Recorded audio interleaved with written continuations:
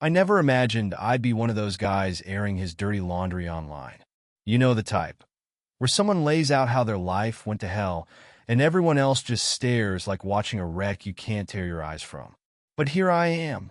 And yeah, my wife cheated on me, but what really twists the knife is who she did it with, my own brother. I guess I should start by telling you how everything seemed perfect at first, right? That's always how these stories go. The beginning is always flawless. We had a nice house in the suburbs, nothing extravagant, but it was cozy. Lily, my wife, worked as a fitness trainer, and she was passionate about it. I had a steady job in finance, and things seemed set. We were saving for vacations, planning for the future. Everything looked solid from the outside. But I guess that's where the cracks started forming, where it all began to unravel. Lily was the kind of woman who turned heads wherever we went. At first, I loved it. Who wouldn't? Walking around with someone like her made me feel like the luckiest guy alive. But it wasn't just about her looks. She had this energy, this drive, like she was unstoppable. I used to think that's what made us work. I wasn't exactly the life of the party, but maybe we balanced each other out. But lately, that drive started turning into distance. She began talking about needing space. That's how it always starts, right? I need space. And then she started taking these so-called work trips over the weekends. A personal trainer going on work trips? I should have known better, but at first I brushed it off. I told myself she was expanding her business, finding clients in new places. But then she started turning off her phone for hours. That's when the doubts crept in. She claimed she was busy or in meetings. But who the hell has fitness meetings that run late into the night? The more I thought about it, the more I realized something was off. I didn't want to admit it at first, but our sex life was, well, it wasn't what it used to be. I'd reach out to her at night, wanting to connect, and she'd say she was too tired or not in the mood. It started happening more and more often. She'd pull away or throw some excuse at me, and eventually, it felt like I was sharing a house with a stranger. And when we did sleep together, it felt mechanical, like she wasn't really there. I tried to convince myself it was just stress or that maybe I wasn't doing enough. But deep down, I knew that wasn't the case. I remember talking to Ryan about it. Ryan is a buddy of mine, someone I've known for years. We used to hit the bars before I got married. He's in the film industry now and knows all kinds of people. One night, over drinks, I dropped a few hints about what was going on with Lily. I didn't spill the whole story, just mentioned that things between us weren't like they used to be. He gave me this look, like he knew exactly what was happening, but didn't want to spell it out. "If you need anything, man, let me know," he said. And that stuck with me, even though I didn't take him up on the offer, at least not yet. Then came her evening outings. That's when things really started spiraling. She'd say she had to meet new clients, work on projects, but she never gave any specifics. When I asked where she was going or who she was meeting, she'd snap at me. "Why do you always need to know?" Or, "Can't I just have my own life for once?" She'd get defensive, and I'd back off, but the pit in my stomach would just grow deeper. Maybe I should give you some background on my family. It might help explain things. Growing up, I was always the one who had to hustle for everything. My parents were good people, but when my younger brother came along, it was like I faded into the background. He was the golden child, the one who could do no wrong. They gave him everything. I busted my ass in school, landed a decent job, built a life for myself. Meanwhile, my brother cruised through life, always landing on his feet, no matter what mess he got himself into. And the worst part? My parents were ready to hand everything over to him. A few months ago, they told me they were giving him the family business. Just like that. All those years I thought maybe I'd finally earned their recognition. And instead, they were handing him the whole thing on a silver platter. Why? Because he was younger, more charming, easier to love, I guess. So yeah, there was already some resentment there. But I never imagined he'd stab me in the back like this. Not with Lily. Never with her. Looking back now, I should have seen it coming. The signs were all there, but I was too busy trying to fix whatever was left of my marriage to notice. Now it's painfully obvious. The way they'd talk at family gatherings, those little smirks they'd exchange when they thought no one was looking. I chalked it up to nothing. I was blind. You know that gut-wrenching feeling when everything in you screams that something's horribly wrong, but you keep pushing it aside because you don't want it to be true? That's where I was. Even after all the years Lily and I had been together, I couldn't let myself believe she might actually be cheating on me. But the evidence kept piling up. She started guarding her phone like it held state secrets, locking it the second I walked into the room, taking it with her everywhere, even the bathroom. And her laptop? Always closed, password protected. It hadn't been like that before. It all started off small, little things I convinced myself were no big deal, but it just got worse. Way worse. I try to be the trusting husband, you know? The guy who doesn't go snooping through his wife's things. But it reached a point where I couldn't ignore the signs any longer. One night, while she was in the shower, I grabbed her phone, trying to unlock it. Of course, she had changed the passcode. That was a confirmation I didn't want but knew in my gut. She was hiding something. So, I started digging. Whenever I could get hold of her phone, even for just a moment, I'd check her call logs, texts, emails. But everything was spotless. Too spotless.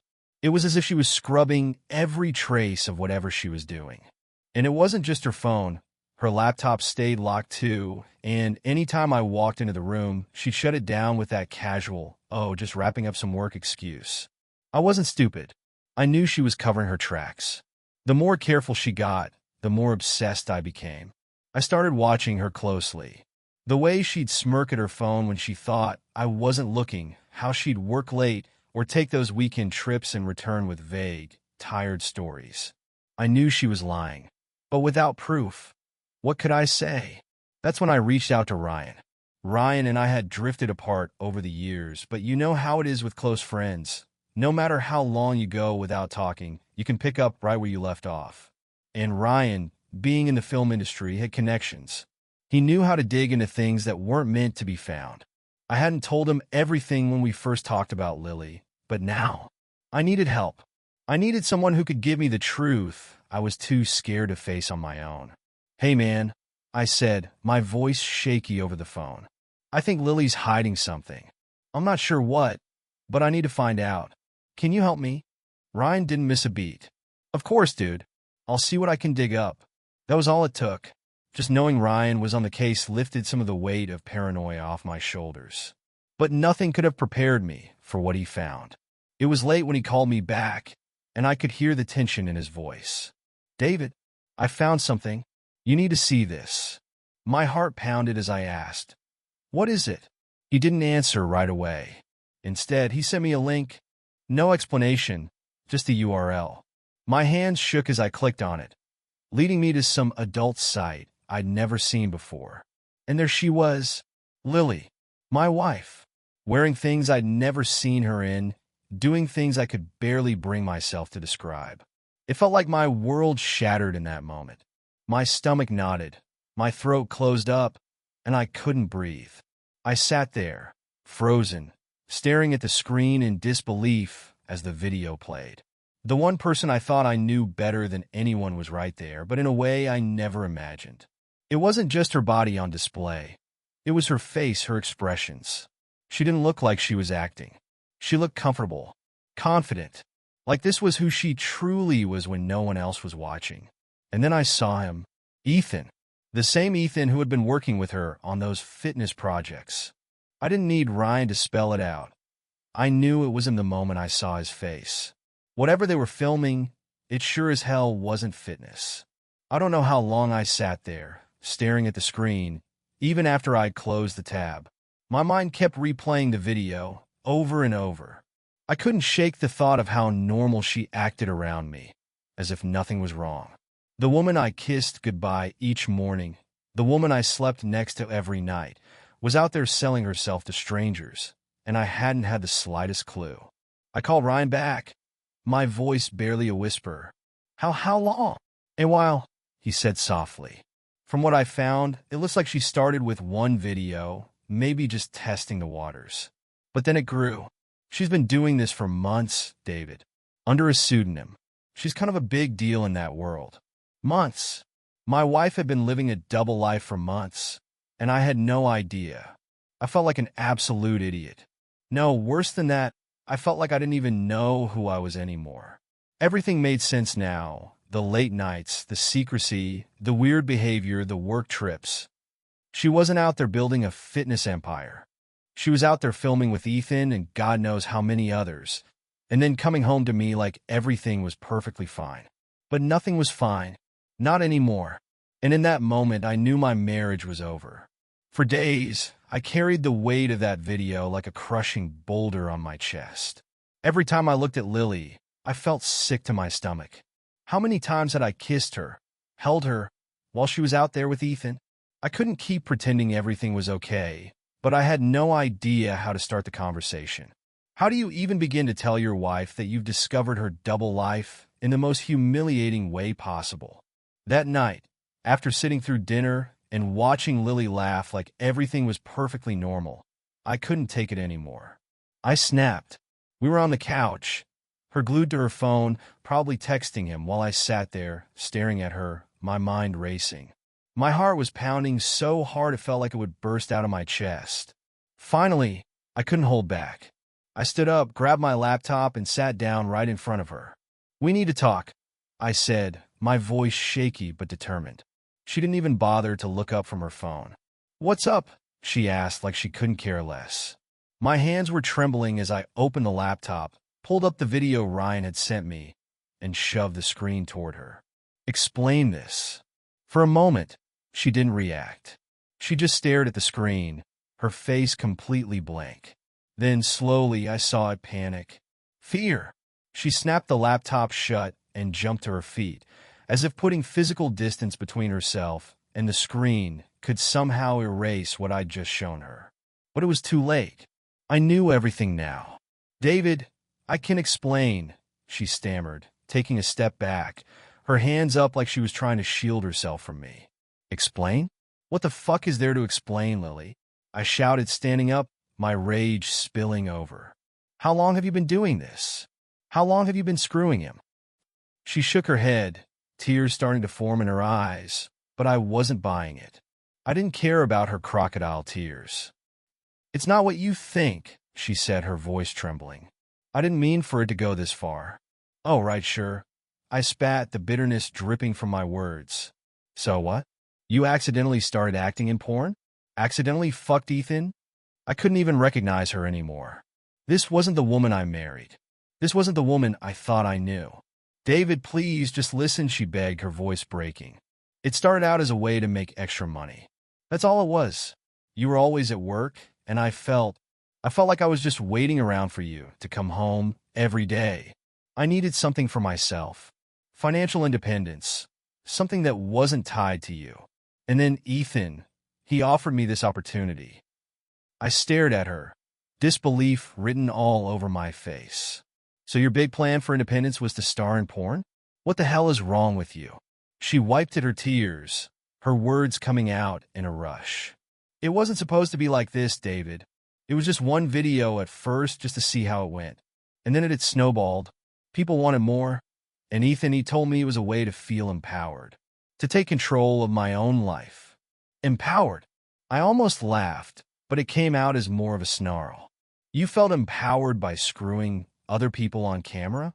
"It wasn't about the sex," she cried, her voice rising. "It was about feeling wanted, feeling appreciated. You have no idea how lonely I've been, David. You don't see me anymore.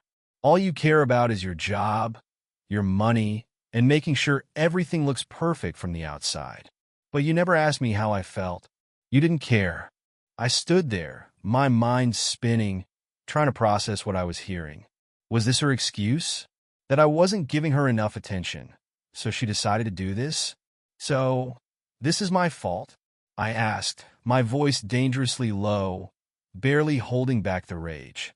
"Because I didn't shower you with enough attention?" She sniffed, crossing her arms over her chest. "It's not just that, David. Our marriage hasn't been right for a long time." Before I could say anything, my phone buzzed in my pocket. Without thinking, I pulled it out, and there was another message from Ryan. "You need to come see this," it read, followed by an address. Lily noticed me shift my focus. "Who is that?" she asked, her tone suddenly defensive. "None of your fucking business." I snapped, grabbing my keys. I was done with her excuses. Done with this whole farce. I walked out of the house without saying another word, my mind spinning as I drove to the address Ryan had sent me. It wasn't far, a small office building in a quiet part of town. I had no idea what I was walking into, but what I found there nearly shattered me all over again. There they were, Lily and Ethan, together. She stood close to him, laughing, chatting away like nothing was wrong. Like she hadn't just confessed to me that she'd been screwing him behind my back for months. The rage that surged through me was unlike anything I'd ever felt. It blinded me. I slammed the door open, storming into the room, my fists clenched so tightly it hurt. My whole body was shaking with fury. They both turned to face me, Lily's expression going pale the second she saw me. And Ethan? He just smirked. That smug, self-satisfied smirk. "What the hell is this?" I shouted, my voice bouncing off the walls of the small room. Lily opened her mouth to speak, but I cut her off before she could even start. "Shut up." I turned my attention to Ethan, barely able to contain the fury bubbling inside me. "You piece of shit. How long has this been going on? How long have you been screwing my wife?" Ethan leaned back against the desk, arms crossed, acting like he didn't have a care in the world. "It's just business, man. Don't take it personally." "Just business?" I lunged at him, grabbing his collar, and slammed him against the wall. "You think ruining my life is just business?" Lily screamed, trying to pull me away from him, but I wasn't letting go, not until I had the answers I deserved. "Tell me the truth, Lily," I demanded, my eyes locked on hers. "How long has this been happening?" Her face crumbled, and the tears she had tried to hold back finally spilled over. "Months. It's been months." I let go of Ethan, stumbling back as the weight of her confession hit me like a ton of bricks. Months. She'd been with him for months, and I had been completely in the dark. "It didn't mean anything, David," Lily sobbed, her voice desperate. "It was just work. It was never about you." But I wasn't buying it anymore. I couldn't. "You've destroyed everything," I muttered, my voice quieter now, almost numb. "We're done." Without waiting for her response, I turned and walked out. There was no going back now. I don't even know how long I sat in my car afterward. Time just blurred together. My mind was a mess, thoughts clashing, questions racing, none of it making any sense. How could my life unravel so quickly? How could the person I trusted most betray me in a way I never saw coming? 4 days after that confrontation, I could barely function. I'd lie in bed, staring blankly at the ceiling, wondering what the point of getting up even was. I didn't speak to anyone, not even Ryan. I had begged for the truth, but knowing it didn't make it any easier to handle. I fell into a deep depression, feeling like I was being swallowed whole by the weight of everything. I stopped going to work, ignored all the calls, the texts, everything. My friends tried to reach out, but what could I say? "Hey, yeah, my wife's been screwing my brother and a guy she makes porn with. How are you?" The betrayal wasn't just about Lily cheating. It was everything. The life we built, the plans we made, all the promises. I kept asking myself why. Why wasn't I enough? Why didn't I see it coming? Every time I tried to figure it out, I ended up in the same dark place. Angry, humiliated, lost. I barely slept. And when I did, I dreamed about them. Lily with Ethan. Lily with my brother. Lily laughing while I stood there helpless. It was like a sick nightmare on repeat, and no matter what I did, I couldn't escape it. Then the anger started to build. I stopped feeling sorry for myself and began plotting how to make them pay. If Lily thought she could wreck my life and walk away unscathed, she had another thing coming. I wasn't going to sit back and let her off the hook. That's when I seriously started thinking about divorce. It was inevitable at this point. There was no fixing what she destroyed. But I wasn't going to let her walk away with her life intact. I wanted her to feel the same pain I was drowning in. I wanted her to lose everything, just like I had. I called my lawyer, set up a meeting, and laid it all out. The affair, the porn Ethan, the whole sordid mess. They took notes, nodded, and immediately got to work on a strategy. Lily was about to get hit with everything I had. She wasn't walking away from this with a damn thing. As for Ethan, I wasn't finished with him either. Ryan and I started digging into his business, the company he'd been using to produce Lily's videos. I knew guys like Ethan. They always left a trail, no matter how careful they thought they were. And Ryan? He had the kind of connections that could find dirt no matter how deep it was buried. It didn't take long to uncover something. Tax evasion.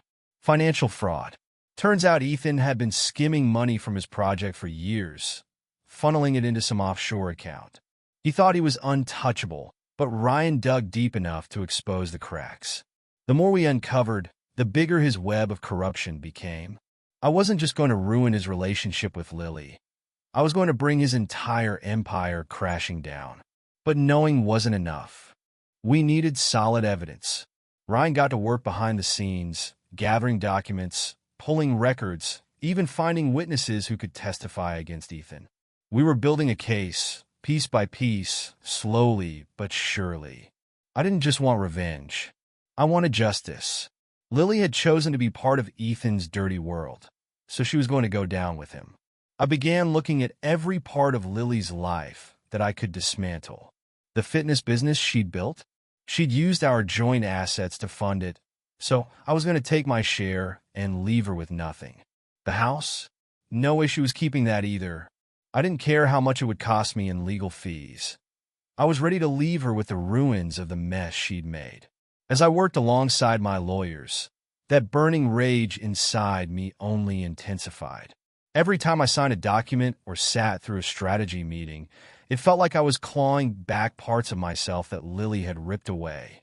She wasn't going to walk away unscathed. She wasn't going to live the life she thought she'd have after stabbing me in the back. And as for Ethan, by the time I was finished with him, he'd be lucky if he wasn't sitting behind bars. Everything was moving in the background. I was gearing up for legal action, organizing my assets, getting ready to serve Lily with the divorce papers. It felt like preparing for battle. And in a way, she had no clue. She probably thought she had everything under control, still living her double life with Ethan, believing she'd come out of this clean. But she was in for a rude awakening. The divorce process? It was brutal, just as I expected. But I came ready for war. Lily probably thought she could smile her way through it, play the victim, and walk off with half of everything we'd built together. But she didn't know I had already mapped out every step before the papers even hit the table. My lawyer was ruthless, a real shark, and I made sure he knew exactly what I wanted. Everything. Every asset, every penny. I wasn't going to let her walk away from this mess she created with any comfort. We had built that life together. But the moment she chose Ethan and her secret world over me, she torched it. Lily, naturally, tried to paint herself as the victim. She had this sob story ready for the court, talking about how she deserved her share of the assets because she worked too, because she'd sacrificed for us. But my lawyer shot that down fast. We had undeniable evidence, those videos she thought she could hide, her double life as an adult film star. And that's when things really took a turn. In court, everything came to light. The videos, the affair, her secret role in the adult film industry, it all spilled out. Piece by piece, my lawyer dismantled her facade, exposing the truth. It wasn't just a betrayal of our marriage. It was a betrayal of the life she'd spent years pretending to live. The perfect wife, the respectable fitness trainer, the woman who seemed to have everything together. She fooled everyone. But now, there was no hiding. Watching her sit there, as her lies were ripped apart in front of everyone, was a twisted sense of justice. I could see her face go pale as the evidence was laid out. The shame? It was almost palpable. Family, friends, even her colleagues, they all found out about her secret life. The whispers started, the judging looks from people who once admired her. She was finished. Lily tried to fight back, of course. She argued that the videos were just work, that they didn't define her or what she contributed to the marriage. But no one bought it, not with the mountain of evidence against her. My lawyer shredded her defense, showing how she'd even siphoned money from our joint accounts to fund her secret projects. She thought she could outsmart me, but she didn't realize I had been keeping track of every move for months. I knew her weaknesses, and I exploited each one. By the time the divorce was finalized, Lily was left with almost nothing. The house? Mine. Our savings? Mostly mine. Even her fitness business, which she desperately tried to hang on to, was gutted. I made sure she didn't get a cent more than she deserved, and what little she did walk away with wasn't enough to sustain the lifestyle she had grown used to. I took everything from her, and I won't lie, it felt damn good. But the best part was still ahead. While the divorce was wrapping up, Ryan and I had been working in the shadows, building a case against Ethan.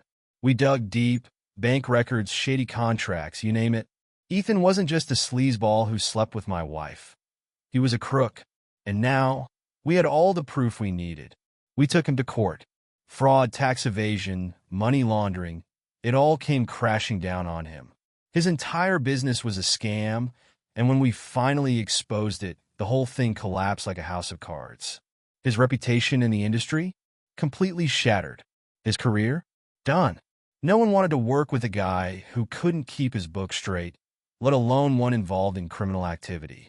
I watched as he lost everything, just like Lily. His clients ditched him. His business partners? Gone. By the time we were through with him, Ethan was just another disgraced name, blacklisted from the industry he once thought he had in the palm of his hand. He thought he could coast through life, screwing people over, but he didn't count on me being relentless.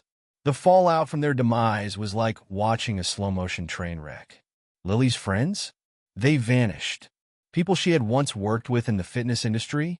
They wanted nothing to do with her after her secret life was exposed. She tried to salvage what was left of her career, but it was too late. She was toxic now, a punchline to everyone who once respected her. She even tried to play the victim online, posting about how empowered she felt, trying to spin it like she didn't deserve the backlash. But no one was buying it. Lily and Ethan thought they could live their lives without consequences. Now, they were left with nothing. And honestly, it was everything they deserved. Her phone stopped ringing. The clients she'd spent years building up just vanished. Even her closest friends turned their backs on her, not wanting to be caught up in the mess she had created. The scandal was too much for anyone to handle. She went from having everything to being completely alone. No job, no reputation, and no support. And, honestly, I didn't feel a shred of sympathy for her. It was like watching someone fade away, becoming a shadow of who they once were. Lily had all the chances in the world. Our life, our future. But she tossed it aside for cheap thrills and lies. She chose this path, and now she was paying for it. And me? I walked away with my head held high. I didn't just survive everything she put me through. I came out on top. She was the one left with nothing, while I was slowly piecing my life back together, stronger than I had been before. Those first few weeks after the divorce felt like I was wandering through the ruins of a life I no longer recognized.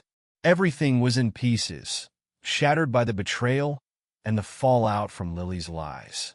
But little by little, I started picking up the fragments. The anger and bitterness that had fueled me for so long began to fade, and something new took its place. It was like waking up from a long, brutal nightmare and realizing that somehow I had made it through. Recovery didn't come with some dramatic epiphany. It was slow, quiet, and deliberate. At first, it was just about getting back into a routine, going to the gym, hanging out with friends, re-engaging with my work. I threw myself into my job, not as a way to escape, but because I was ready to rebuild. For the first time in a long time, I was thinking about my future. Not about Lily, not about what she had done, but about me moving forward.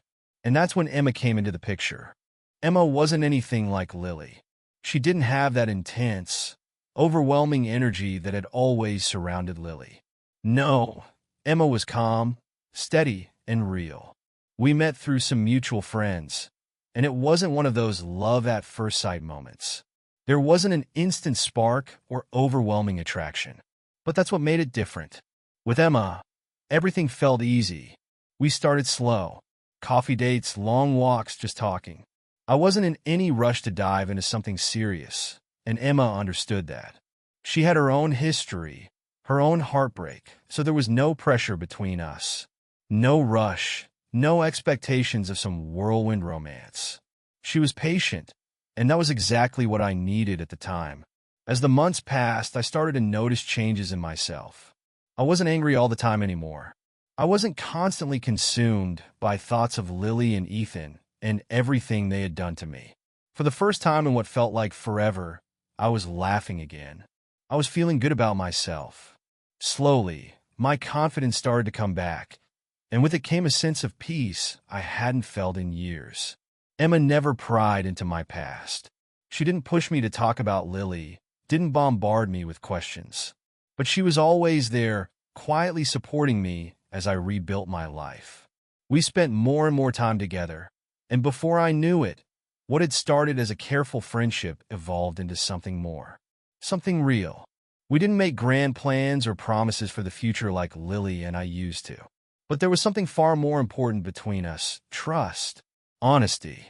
And for me, that was all I needed. Then, out of the blue, Lily called me. I hadn't heard from her since the divorce, and when her name flashed on my phone screen, I felt a jolt, but not the kind I used to feel. I didn't feel rage or sadness. I felt nothing. I let the call go to voicemail. But she didn't stop. A week later, she called again, and this time, I answered. "David," she began, her voice shaky, nervous. "I've been thinking about everything. I know I messed up. I know I hurt you. I need you to know that I'm sorry." I listened, but her words didn't have the effect she probably expected. There wasn't any big sense of closure, no weight lifting off my shoulders. It didn't feel like I'd been waiting for this apology. It felt like something that didn't matter anymore. "Lily," I said, keeping my voice calm, "it's over. I've moved on. There's nothing left to say." "I know," she said, her voice breaking. "But I didn't mean for any of this to happen. I never wanted to hurt you." But the truth was she had, and no apology could undo that. "I appreciate the apology," I replied, because it felt like the right thing to say. "But it's too late. We're done." She tried again, saying something about how everything had spiraled out of control, how she had lost herself. But I wasn't interested in hearing it. I'd spent enough time living under the weight of her mistakes. It was time to fully move on.